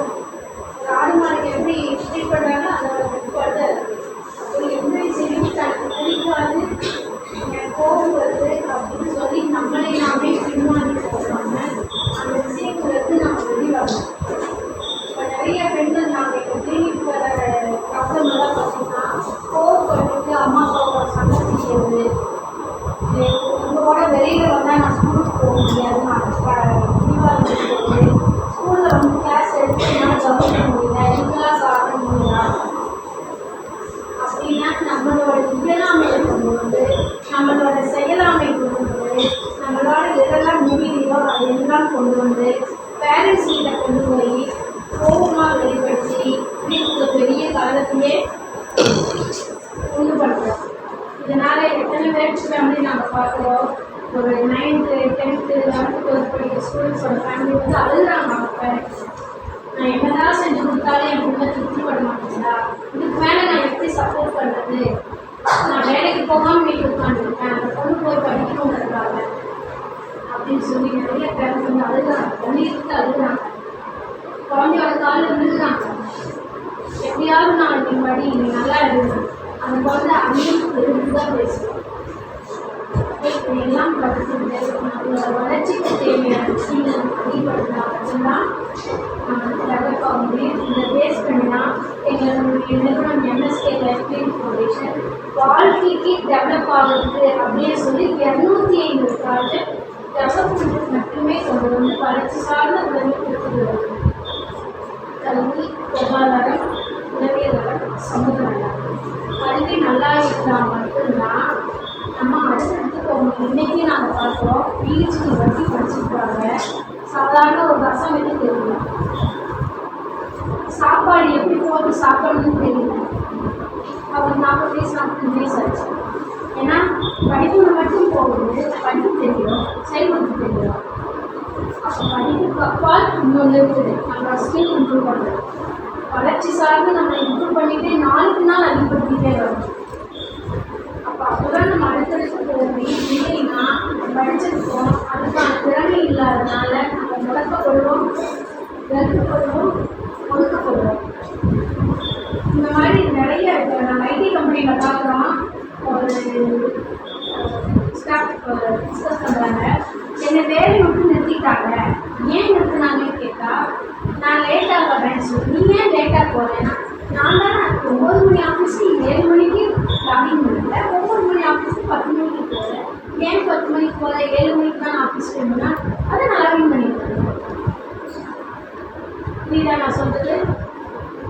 9 to 6 ஆஃபீஸ் வேணும். வீட்லேயே 7 மணிக்கு சிஸ்டமை லாகின் பண்ணி வச்சுட்டு உட்காந்துட்டு 10 மணிக்கு வீட்டில் கிளம்பி 11 மணிக்கு ஆஃபீஸ் போவாங்க. எழுந்திரிக்கிறது எத்தனை மணிக்கு? 10 மணி. 7 மணிக்கு எழுந்திரிச்சு ஆன் பண்ணி தூங்கிடுவாங்க. கேட்டால் நான் வேலை செய்வேன். அப்போது இது எல்லாம் பார்த்துட்டு கொண்டு வந்ததா ஏஐ. நம்ம செய்கிற ஒவ்வொன்றையுமே நோட் பண்ணும். எத்தனை மணிக்கு லாகின் பண்ணுறோம், எவ்வளோ நியூஸில் வந்த மெசேஜுக்கு ரிப்ளை கொடுக்குறோம், அந்த ரிப்ளை கொடுக்குற ரிசல்ட் என்ன, இதெல்லாம் அனலைஸ் பண்ணலாம். இப்போ நிறைய நிறுவனங்கள் வேலை இல்லைன்னு சொல்லி நிறுத்துதோ, இல்லை இவங்களால செய்ய முடியல, இவங்களுக்கு அந்த தகுதி இல்லைன்னு இருக்குதா. வேலை கொட்டி கிடக்குது செய்கிற காலேஜில். ஏன்னா என்னால் முடியல, எனக்கு பிடிக்கல, எனக்கு தோணல, எனக்கு இன்ட்ரெஸ்ட் இல்லை, எனக்கு தோன்றப்ப படிச்சுக்குவேன், இல்லை எனக்கு தெரிஞ்சப்ப நான் படிச்சுக்குவேன், எக்ஸாம் நாளைக்கு தான் நான் படிச்சுக்குவேன் இப்படின்னு சொல்லி நெக் ஆஃப் தி மூமெண்ட்டில் யாரெல்லாம் ஒர்க் பண்ணுறாங்களோ அவங்க இந்த மாதிரி சிக்கல், வாழ்க்கை சிக்கலை போய் சிக்கிக்குவாங்க. எங்களுக்கு ஒரு நாளைக்கு நான் மினிமம் 5 கேஸ் வரும். என்னால் வேலை செய்ய முடியல, எனக்கு 1.5 சேலரி வந்து என்னால் வேலை செய்ய முடியல, என்னோடய ஃபேமிலி ரன் பண்ண முடியல, என் குழந்தைக்கு கேர் எடுக்க முடியல அப்படின்னு மினிமம் 5 கேஸ் இருக்குது. ஏன்னா இன்னைக்கு நீங்கள் பழகுனா அன்னைக்கும் செய்யணும். அன்னைக்கு போய் டைரெக்டாக அதை மாற்ற முடியாது. அப்போ இன்னையிலிருந்தே நம்மளை ஒவ்வொரு நாளும் நம்ம அப்டேட் பண்ணிட்டு வந்தாலுக்கு இம்ப்ரூவ் பண்ணிகிட்டே வரணும். அதுக்கு தடையாக இருக்கிறது இந்த 3. பிடிக்கிறேன் தவிர்த்தணும், கோவப்படுறதை தவிர்த்தணும், செயல்படுத்துறதை அதிகப்படுத்தணும். செயல்பாடு, அதாவது ஹியூமன் இன்டெலிஜென்ஸ், உங்களோட செயல்படும் திறன் எந்த அளவுக்கு இருக்குதோ அந்த அளவுக்கு நீங்கள் டெவலப் ஆக முடியும். அப்போ உங்களுக்கு ஹேண்ட் ரைட்டிங் இல்லை, எழுதவே பிடிக்கல அப்படின்னா இதை வளர்த்திக்கிட்டால் மட்டும்தான் நீங்கள் எழுதுறதுக்கு போக முடியும். அதுக்கான நிறுவனங்கள் தான் இப்போ நிறைய பேருக்கு நார்த் இந்தியன்ஸ் எடுத்து அவங்களுக்கு எழுதவே தெரியாது, ஏஐ எடுத்து செய்ய வச்சுருக்காங்க. ஒரு கம்பெனிக்கு ஒருத்தர் தான் அந்த மிஷின் அப்டேட் பண்ணுறது, அது படிப்பதே வேண்டியது. அந்த மிஷின் ஆப்ரேட் பண்ணுறது தெரிஞ்சுக்கலாம். அப்போ நீங்கள் வந்து அடுத்தடுத்த ஜென்ரேஷனுக்கெல்லாம் நீ அடுத்த காலேஜ் எல்லாம் பார்த்தீங்கன்னா ஒரு 5 வருஷம் 6 வருஷம் அதிகபட்சம் 10 வருஷத்துக்குள்ள வந்துடும். எப்படி நீட்டெல்லாம் வந்துருக்கோ அதே மாதிரி நீங்கள் ஆர்ட்ஸ் காலேஜுக்கு போனாலுமே அதுக்கும் ஒரு என்ட்ரன்ஸில் பாஸ் ஆனாலும் ஒரு என்ட்ராக போகும். ஏன் கம்பெனியில் வந்து நிறைய வேலைகள் கொட்டி கிடக்குது, எனக்கு வேலையே கிடைக்கலன்னு சொல்கிறாங்க, இல்லை பிளேஸ்மெண்ட்டில் எடுத்து ஃபுல்லாக போயிட்டு எனக்கு இன்னும் ஆர்டர் வரலன்னு சொல்லிட்டு உட்காந்துருக்காங்க. இந்த மாதிரி எத்தனை பேர் இருக்காங்க? உங்கள் ரிலேஷன் செய்யுங்க இல்லை, நிறைய பேர் பார்த்தீங்கன்னா 1 இயர் ஆகிடும், 1.5 இயர் ஆகிடும், இன்னும் வேலை வரல, ஆனால் பிளேஸ்மெண்ட் எடுத்துட்டு போயிட்டாங்க, வெயிட்டிங் லிஸ்ட் எடுத்து கூப்பிடுவாங்க அப்படின்னு சொல்லிட்டு இருக்காங்க. ஏன்னா இவங்களோட மார்க்கின் அடிப்படையில் கல்வியின் அடிப்படையில் எடுத்துருப்பாங்க. இவங்களோட செயல்பாடு பார்த்தீங்கன்னா ஸ்பீட் எடுக்கும். ஏன்னா நிறைய இன்டர்வியூ பார்க்குறதெல்லாம் பார்த்தீங்கன்னா ஃபஸ்ட் லெவலே ஃபெயில் ஆகிறாங்க. ஏன்னா ஃபஸ்ட் லெவல் பேசிக் என்ட்ரன்ஸ் தான், அதுலேயே பார்த்தீங்கன்னா 50 செகண்ட்ஸ் தான் இருக்கும் நேம் டைப் பண்ணுறது. அந்த செகண்ட் ஆனால் நீங்கள் எவ்வளோ நேரம் வேணாலும் ஒர்க் பண்ணலாம், அந்த செகண்ட்குள்ளே பண்ணவங்க மட்டும்தான் அடுத்த லெவலில் இருக்கும். இல்லைன்னா ரிஜெக்ட் பண்ணுங்க. சொன்னது புரிஞ்சுட்டிங்களா? சரியா? இப்போ நீ அடுத்து என்ன செய்யணும்னா 3 பேர்த்திட்ட வந்து நீ சண்டை போடக்கூடாது. ஃபஸ்ட்டு வந்து உங்கள் பேரண்ட்டை வந்து நீங்கள் புரிஞ்சுக்கிட்டு அவங்களுக்கு ஹெல்ப் பண்ணணுமா, உங்களை புரிய வைக்க சொல்லணுமா? யார் புரிஞ்சு வச்சுக்கணும்? நீங்கள் தான் புரிஞ்சுக்கணும். சரியா? ஓகே. அடுத்தது வந்து இந்த டீச்சர்ஸ் மேலே வந்து சிலருக்கு கோபம் இருக்கலாம். பட் இனிமேல் அது வேண்டியதே இல்லை. நீங்கள் தான் உங்களை டெவலப் பண்ணிக்கணும். சரியா? 3வது உங்கள் மேலே நீங்கள் வருத்தப்படுறது. எப்போவுமே தன்னை பற்றியே சிந்திக்கிறது. எப்படி சிந்திப்பீங்க? உதாரணம் சொல்லுங்க பார்க்கலாம். சளி காய்ச்சல்னா கூட உடனே ஹாஸ்பிட்டல் போகணும், உடனே பண்ணணும். என்னால் முடியலன்னு பதட்டப்பட்டு வீட்டில் இருக்கிறவங்களே டென்ஷன் பண்ணிடுவாங்க அந்த நேரத்தில். அந்த சூழல் அப்படி இருக்கீங்களா? யாராவது இருக்கீங்களா? ஏன்னா உங்களோட எல்லாமே உங்களோட செயல்படாத தன்மை தான் உங்களை அந்த நிலைக்கு எடுத்துட்டு போகுது.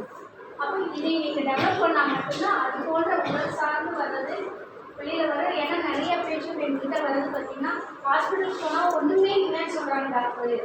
சாதாரண சளிதான் இது கூட்டிகிட்டு வந்தேன்னா பேரண்ட்ஸ் எங்களுக்கு இருக்கிறாங்க, ஏங்க இப்படியெல்லாம் பண்ணுறீங்கன்னு சொல்லி கேட்குறாங்க. நல்லா இருக்கிறப்பல ஏங்க இப்படி சிரமப்படுத்துறீங்கன்னு கேட்குறாங்க அப்படின்னு வராங்க. அப்போ நம்மளோட இயலாமையை வளர்த்திக்கணுமா டெலிட் பண்ணணுமா? நம்மளோட செயல்படாத தன்மையை நம்ம வளர்த்திக்கணுமா டெலிட் பண்ணணுமா? ஏன்னா நிறைய பேருக்கு தொடர்ந்து 4 வார்த்தைகள் சொன்னாலே புரிய மாட்டேங்குது. ஒவ்வொரு வார்த்தை கேப்புக்கு சொன்னால் மட்டும்தான் புரியுது. நாங்கள் காலேஜ் லெவலையும் பார்க்குறோம், 10th ஸ்டாண்டர்ட்லையும் பார்க்குறோம், எல்கேஜிலையும் பார்க்குறோம். அப்போ நம்மளோட கவனிப்புகள் அதிகப்படுத்தா உங்கள் மைண்ட் ஷார்ப் ஆகும். எவ்வளோ நேரம் பேசினாலும் உங்களால் கேட்க முடியும். புரிஞ்சுட்டிங்களா? அதே மாதிரி பல பேருக்கு சந்தேகம் வரும், மார்க் எடுத்தால் தான் நல்லதா, மார்க் எடுக்காதவங்கெல்லாம் வாழ்கிறது இல்லையா அப்படின்னு ஒரு சந்தேகம் வரும். வருதா வரலையா? எத்தனை பேருக்கு வருது? Very nice. கீழே கை போடுங்க. இதை போய் உங்கள் டேடி கிட்ட கேட்டிங்கன்னா, ஏன் மார்க் எடுத்தால் தான் ஏற்றுக்குங்களா, இல்லை ஏற்றுக்க மாட்டிங்களா அப்படின்னு கேட்டேன்னு சொல்லுவாங்க. ஹலோ, என்ன செய்வாங்க? சர்ப் பவுட்ரு 1 கிலோ வாங்கி உங்களை போட்டு உள்ளே போட்டு துவைச்சி என்ன செய்வாங்க? இதில் காய போடுவாங்க. எதில் துவைப்பாங்க? கல்லுலையா, வாஷிங் மிஷின்லையா? கல்லில் இல்லையா? தூக்கி டங்கின்னு காய போட்டுருவாங்க. இப்படி தானே? ஸோ இந்த உலகம் வந்து பணம் சம்பாதிக்கிறது எப்படி முக்கியமோ அதே மாதிரி மார்க் சம்பாதிக்கிறது இனிமேல் முக்கியம். அப்போ நீங்கள் வரக்கூடிய எக்ஸாமில் அதிக மார்க் எடுத்து காமிச்சிருவீங்களா? இந்த எம்எஸ்கே ப்ரோக்ராமில் உங்களுக்கு என்ன பண்ணியிருக்கோம்னா, உங்களுக்கு உண்டான தடையான பிரச்சனைகளை உங்களுக்கு எதெல்லாம் சிரமமாக இருக்குதுன்னு நாங்கள் கண்டுபிடிச்சி உங்களை வச்சு எடுக்க சொல்லியிருக்கோம் இல்லையா? அடுத்து மேடம் அடுத்த செஷனில் வர்றப்போ வந்து நீங்கள் தனிப்பட்ட முறையில் அவங்கள்ட்ட கன்சல்டேஷன் எடுத்துக்கலாம். அதுக்கடுத்து எப்போ தேவைப்பட்டாலும் அவங்கள யூஸ் பண்ணிக்கலாம். சரியா? அப்போ இனிமேல் நீங்கள் வந்து வரக்கூடிய நாங்கள் கூட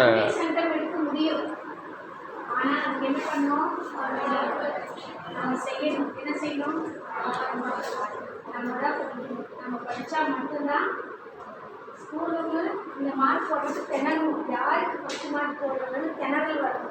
அது எல்லாருக்குனாலே முடியும். அப்போ நம்மளுக்குள்ளே இருக்கிற இந்த தடையை நீக்கணும். இதே மாதிரி தான் ஒரு 8th ஸ்டாண்டர்ட் பொண்ணு ஒரு ப்ராப்ளம் கூட்டிகிட்டு வராங்க. அந்த பொண்ணுக்கிட்ட ஒரு 4 மணி நேரம் டிஸ்கஸ் பண்ணுறோம். மேடம் நீங்கள் என்ன சொன்னீங்கன்னு எனக்கு புரியல, நான் கேட்கவே இல்லை. அப்போ அந்த கேட்கும் திறன் வந்து எந்த அளவுக்கு குறையுதோ அந்த அளவுக்கு நம்மளோட வெளிப்படுத்தும் திறன் குறைஞ்சிட்டே வரும். அதனால் நீங்கள் கிளாஸ் எடுக்கிறப்போ ஒவ்வொரு நாளும் கவனிங்க. மிஸ்ஸு சொல்கிறத கரெக்டாக ஃபாலோ பண்ணுங்க. டெஸ்ட் இது படிச்சுட்டு போகணும். நீங்கள் செல்லம் எடுக்க முடியும். நிறைய பேர் என்ன பண்ணுறீங்கன்னா அதை ஒமிட் பண்ணிட்டு போவீங்க. 2 லெசன் கொடுத்தா அந்த 2 லெசனில் புக் மார்க் வேண்டாம், 2 மார்க்கு வேண்டாம், அடுத்த தடவை பார்த்துக்கலாம், தெரிஞ்சது என்னைக்கு வந்துருவோன்னா ஒமிட் பண்ணிட்டு போகிறோன்னா உங்களால் கடைசி நேரத்தில் ஒர்க் போடணுன்ட்டு செய்ய முடியாமல் போகுது. அப்போ அந்த ஒமிட்டுங்கிறது உங்களோட லைஃப் இருக்கவே இருக்காது. எதையெல்லாம் நம்ம ஒமிட் பண்ணணும், நம்மளை ஒமிட் பண்ணிட்டு போயிட்டே இருக்கிறோம். புரிஞ்சுட்டிங்களா? யார் செஞ்சிருந்தாலும் இனிமேல் இதை தவிர்த்துருக்கோம். நீங்கள் 2 லெசன் டெஸ்ட்னா 2 படிச்சுட்டு போயிருங்க, ஃபுல் அண்ட் ஃபுல். அப்போதான் நம்ம அடுத்து போகணும். அதே மாதிரி உங்கள் பேரண்ட்டுக்கிட்ட வந்து யாராவது அதிகமாக நேரம் சண்டை போடுவீங்களா? எத்தனை பேர் சண்டை போடுவீங்க? கை தூக்குங்க. முதல்ல வந்து அந்த பேரண்ட்டுக்கிட்ட சண்டை போடுறத முதல்ல அவாய்ட் பண்ணிடுங்க. அதே மாதிரி கூட பிறந்தவங்க கூட பொறாமைப்படுறது இருக்கா? ஓ, அவனுக்கு மட்டும் வாங்கி கொடுத்தா அல்லது அவனுக்கு மட்டும் வாங்கி கொடுத்தா எனக்கே வாங்கி கொடுக்கல இருக்கா? என்ன நீ என்ன கேட்ப வீட்டில் என்ன கேட்ப? 2 பேத்துக்கு ஒன்று தருவாங்க. ஓ, வாங்கி தருவாங்க. நிறைய பெண் குழந்தைகளுக்கு என்னென்னா அவனுக்கு மட்டும் வாங்கி தர்றீங்க. அதே மாதிரி நிறைய ஆண் குழந்தைகளுக்கு அவளுக்கு மட்டும் வாங்கி தர்றீங்க. 2மே தவிர அவளும் வேண்டாம் அவளும் வேண்டாம். யாரும் ஈக்குவல். புரியுதா? உங்கள் பேரண்ட்கிட்ட சண்டை போடக்கூடாது. அப்புறம் எப்போவுமே வந்து காலையில் எந்திரிக்கிறப்பே வந்து சொல்லுங்கள்.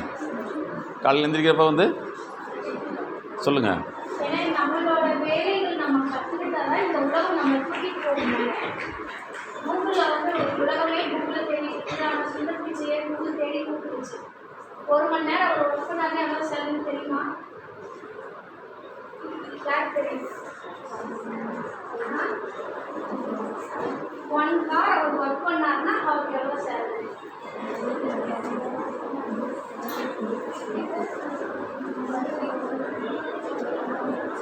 அப்போ ஏன் அந்த அவரை வந்து உலகம் தேடி கூப்பிடுச்சு?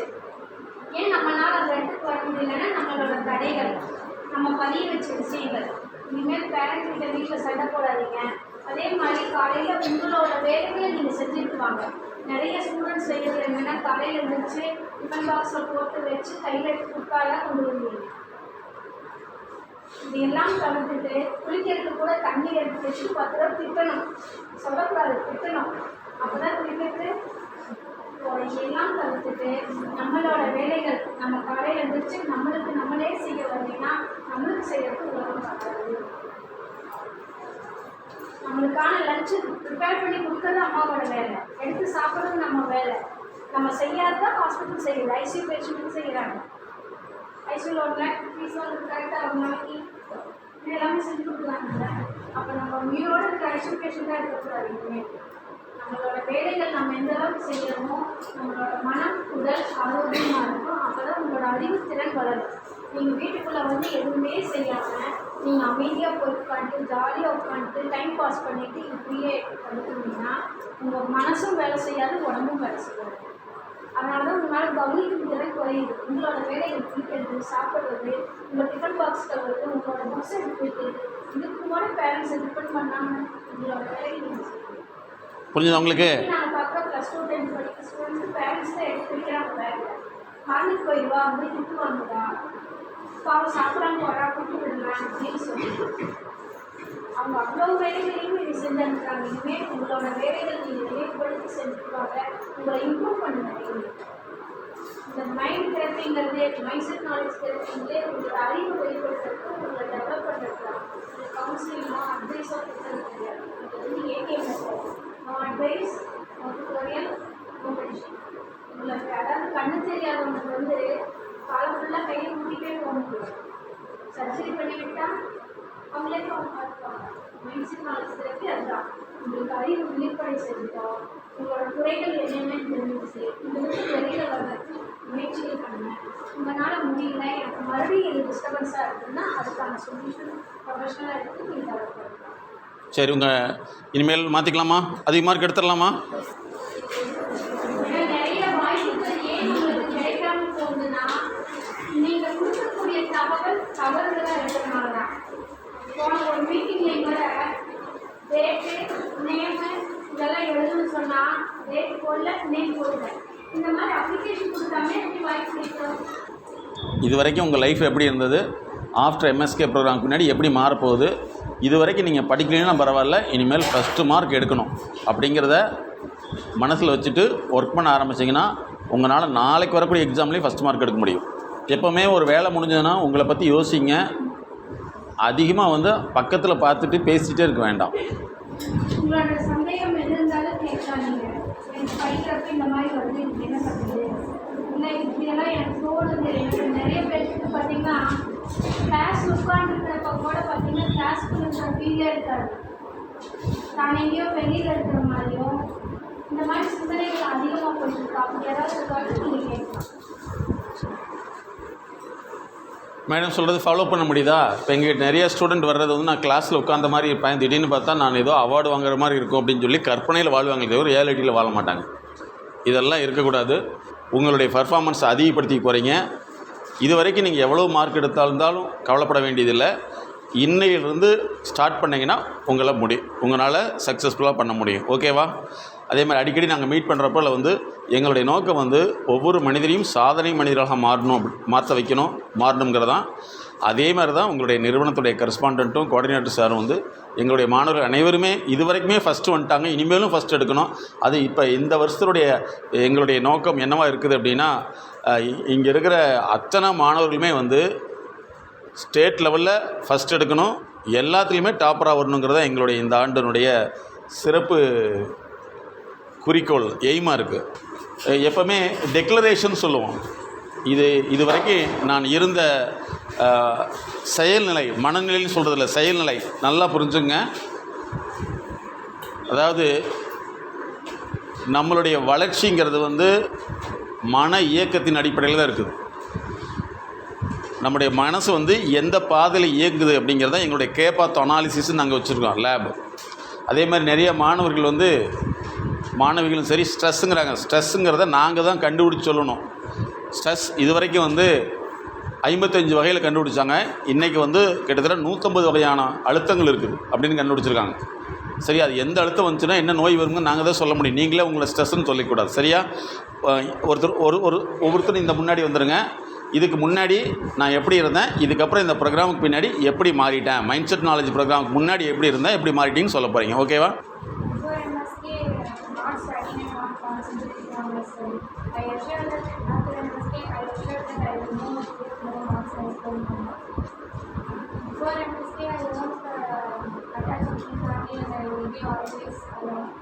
I think that I should be alone with my family and my life. But after MSc, I think that I should attach with family and my family issues, and I should involve in the problem and create this new complicated problem. I won't study and I won't concentrate on anything.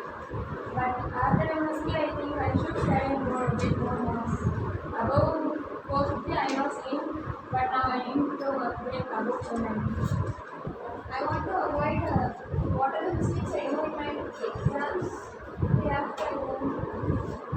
அதாவது அழுகிறதுக்கு வெக்கமே படாதீங்க. உண்மையிலே அழுகு தான் ஆத்மாவுடைய உணர்தல். அதனால் வந்து யாரெல்லாம் அழுக வருதோ அவங்க ஜெயிச்சிருவாங்க. எங்கள் அப்பா வந்து ஒரு சுகர் பேஷண்ட். அவர் வந்து எப்பவுமே சொல்லுவார், என்னால் தான் எதுவுமே முடியல, நீ அதை பண்ணணும். எனக்கு வந்து ஒரு கான்ஃபிடென்ட்டே இல்லை. நான் வந்து முன்னாடி கேட்டுருந்தேன், அதுக்கப்புறம் எனக்கு கான்ஃபிடென்ட் நாங்கள் அடிக்கடி சொல்கிறது உண்டுமா, இந்த கான்ஃபிடென்ட் அப்படிங்கிற வார்த்தை கற்பனை வார்த்தை. இனிமேல் நான் வந்து ஆக்டிவிட்டி பண்ண போகிறேன்னு தான் சொல்லணும். புரியுதா? இப்போ ஒரு விஷயத்தை நல்லா கேட்டுங்க. எங்களுடைய நிறுவனத்துக்கு வந்து கிட்டத்தட்ட ஒரு மாதத்துக்கு 5 லட்சம் சம்பளம் வாங்குற வரைக்கும் வர்றாங்க, 100 கோடி சம்பாதிக்கிறவங்க வரைக்கும் வர்றாங்க. அதில் முக்கியமான விஷயம், ஹார்ட் பேஷண்ட்டு, சுகர் பேஷண்ட்டு எப்படி வர்றாங்கிறதான் நிறைய பேர் தெரியாது. எங்ககிட்ட பெரிய கன்சல்டிங் வருது. என்னென்னா, யாருக்கெல்லாமே வந்து குடும்ப கஷ்டம், வாழ்க்கையில் ஜெயிக்க முடியல அல்லது ஜெயிக்கிறதுக்கு என்ன செய்யணும்னு தெரியும், இவங்களுக்கெல்லாம் சுகர். யாரெல்லாமே வந்து நெருக்கடி அதிகமாக இருக்குது, கடன் பிரச்சனை அதிகமாக இருக்குது, அதிகமாக குடும்பத்தில் பிரச்சனையாக இருக்குதோ, ஹார்ட் ப்ராப்ளம். இது ரெண்டுக்குமே உளவியல் ரீதியான காரணங்கள் தான் இருக்குதே தவிர வேறு எதுவுமே கிடையாது. அதனால் சுகர் பேஷண்ட்டாக மாறுறதுக்கு காரணம் என்னென்னா, பிரச்சனைகளை சரியான கன்சல்டேஷன் எடுத்துக்காமல் இருக்குது. அது அவங்களுக்கு சுகராக கன்வெர்ட் ஆகிக்குது. சரிதா? அதனால் வந்து இனிமேல் நீங்கள் வந்து உங்களை ஜெயிக்கிறதுக்கு ட்ரை பண்ணணும். இந்த அறிமுகமே உங்களை எல்லாம் சாதனையாளராக மாற்றுறதுக்காக தான்.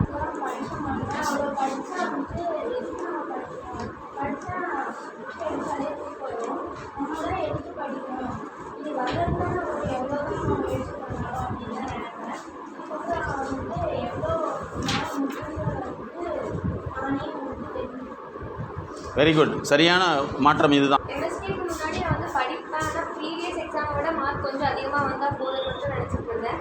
இனிமேல் வந்து ஹார்ட் ஒர்க் பண்ணி எல்லாத்துக்கும் 90 above ஸ்கோர். நான் வந்து பிஃபோர் எல்லாம் வந்துட்டு டிவியில் பார்த்துட்டு இருக்க பேரண்ட்ஸ் கூட அவ்வளோவா டச்சில் இருக்க மாட்டேன். எப்பவும் லோன்லியாகவே ஃபீல் பண்ணுவேன், யாருக்கிட்டையும் அதிகமாக பேசவே மாட்டேன், எப்பவும் விளையாட்டுத்தனமாகவே இருப்பேன். ஆனால் இதுக்கப்புறம் என்னோடய ஸ்டடீஸில் நான் கான்சன்ட்ரேட் பண்ண போகிறேன். என்னால் முடிஞ்ச அளவுக்கு ஹார்ட் ஒர்க் போடுவேன்.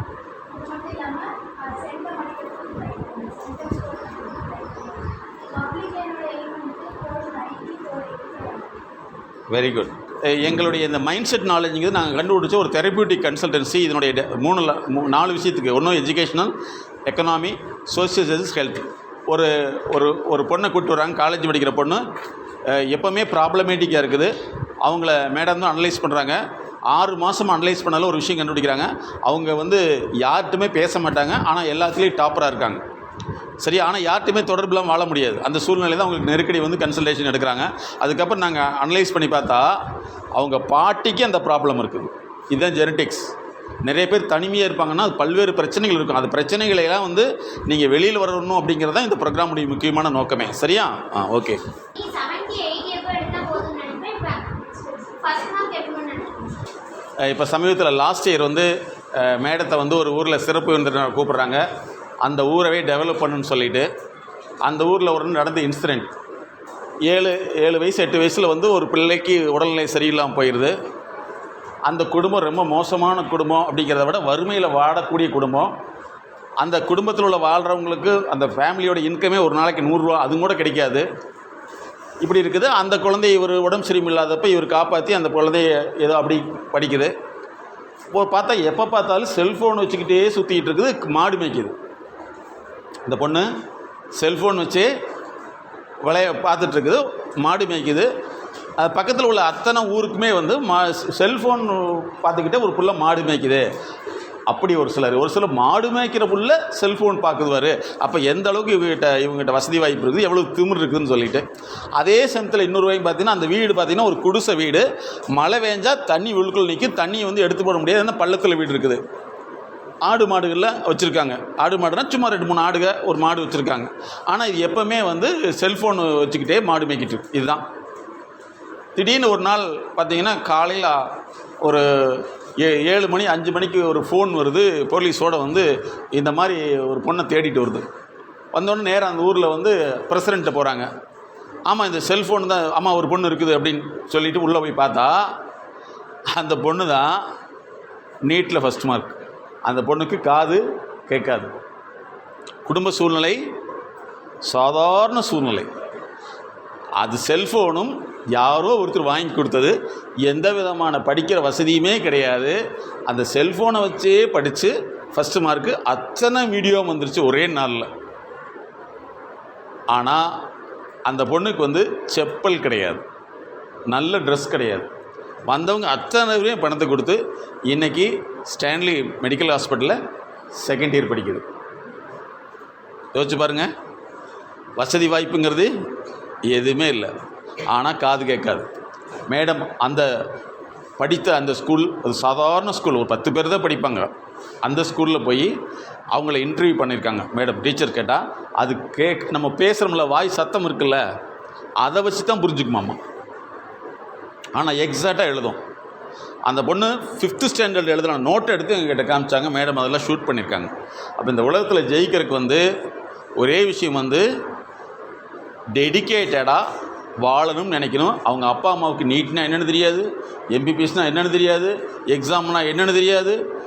எப்படியோ அந்த ஒரு போச்சு. அந்த வீட்டுக்கு போய் மேடம் இன்டர்வியூ பண்ணிவிட்டு அந்த வீடு வந்து கச்சன்னு இருக்குது. பூரா ஒரு 5-6 கோழி மாடுகள்லாம் இருக்குது. அந்த பெண்ணுடைய பேரை சொன்னால் அத்தனை ஆடு சத்தம் போடுது, அத்தனை கோழிகள் சத்தம் போடுது. யோசிச்சு பாருங்கள், யாரோடு அந்த பொண்ணு வாழ்ந்துருக்குது. இந்த மாதிரி நேச்சுரலான விஷயங்கள் நிறைய நாங்கள் ஆய்வு பண்ணிடுறோம். செல்ஃபோனை வந்து மேக்ஸிமம் தவிர்த்துருங்க. உடனே நான் சொன்னதுக்காக அந்த பொண்ணுடைய சுச்சுவேஷன் வேறு, புக்கே தெரியாது, புக்கே கிடைக்கிறதுக்கு ஆள் இல்லை. உங்களுக்கு புக்கு வாங்கி கொடுத்துருக்காங்க, இதை தொடர்ந்து படிங்க. இப்போ இன்றைக்கி லேட்டஸ்ட்டு ஆப்தமாலஜிக்கல் சொசைட்டி ஆஃப் இந்தியா என்ன தெரியுமா சொல்லியிருக்குது, இன்றைக்கி வரக்கூடிய அனைத்து மாணவர்களுமே வந்து மோர் தென் 80% ட்ரை ஐ சிண்ட்ரோம், கண் வந்து அப்படி நின்றுக்கும், இப்படி சுருக்க முடியாது, அந்த நோய் வந்துட்டுருக்குது. அதுக்கு மெயின் காரணம் டிஜிட்டல் அடிக்ஷன் சொல்லியிருக்காங்க. உலகத்திலே மிகப்பெரிய ட்ரீட்மெண்ட்னா டிஜிட்டல் அடிக்ஷன். நாங்களே அதுக்கு வந்து 3.5 lakhs பண்ணுறோம். மொபைலில் நீங்கள் பழகிட்டீங்கன்னா மொபைலில் அதிலிருந்து உங்களை எடுத்துகிட்டு வர்றதுக்கு நாங்கள், பட் டெல்லிலாம் போனீங்கன்னா மேலே 10 lakhs வருது 3 months. நல்லா புரிஞ்சுங்க. அதனால் செல்ஃபோனை வந்து பயன்படுத்துகிறத தவிர்த்துட்டு புக்கை